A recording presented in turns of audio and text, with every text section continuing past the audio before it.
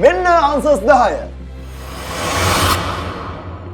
ඔස්කා සම්මාන 11 බැගින් නිර්දේශ වූ චිත්‍රපට 10ක් මෙහි පෙළගස්වා ඇත්තේ ඒවා තිරගත වූ වර්ෂය අනුවයි.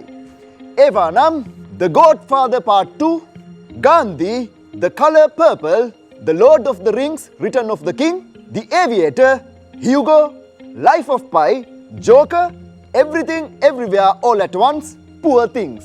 මෙන්න මේකයි පළවෙනි ප්‍රශ්නය. මින් වැඩිම සම්මාන ගණනක් දිනා ඇත්තේ කුමන චිත්‍රපටයද? මෙන්න දෙවැනි ප්‍රශ්නය. මින් වැඩිම සම්මාන ගණනක් දිනා ඇත්තේ කුමන චිත්‍රපටයද? ප්‍රශ්න දෙකම එකයි. Joker. මට Everything Everywhere All at Once එක. මතකයි nominations. මේක දිනපුවානේ නේද? දිනපුවා. ඔව් ඩිරෙක්ටර් දින්නා, best supporting actor දින්නා. Best supporting actor and actress දෙන්නම දින්නා actually මේකේ. Everything. Oh, and then she also won. Lead actress also won. Okay. I think it's this. You sure? Yeah. If you're so sure, you should go to that. මේ පැත්තේ මට ඉතින් special effects, VFX ඔක්කොම බලනකොට department එක බලනකොට Lord of the Rings has more. හැබැයි ඔස්කා මේ වැඩිම දිනලා තියෙන films අතර Lord of the Rings ඉන්නවා. ranking එක. තියෙනවානේ. highest award winning film එකක්. franchise film එකක්. පොඩි එහෙම ඔව්. බස් එකක් තිබුණානේ. ඔව්. හැබැයි ඒක සීරීස් එකද ෆ්‍රැන්චයිස් එකද ෆිල්ම් එකක්ද කියලා මට මතක නැහැ. මොකද කියන්නේ ෆෝලෝ කරනවා. ෆෝලෝ කරන බට් I know. එනිවේ ළඟනේ තියෙන්නේ. ඔව්. මම අතන 9 ලොක් කරගමු. අපි ලොක් කරගමු ඉන්න ආන්සර් එක. මේ පැත්තේ. 4. Screen number 4. මේ පැත්තේ. Screen number 9. Screen number 9. 9. හරි. අපි යමුද catch points වලට?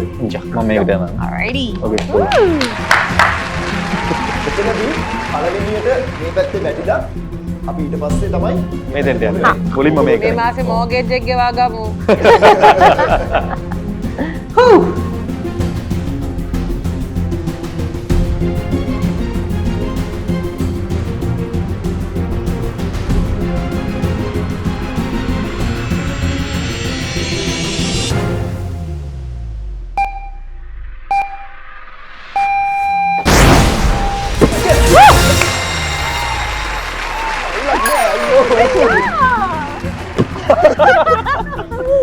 සුරක්ෂිතයි.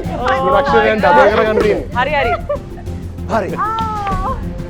Let's try. You got this. Move swiftly. You got this.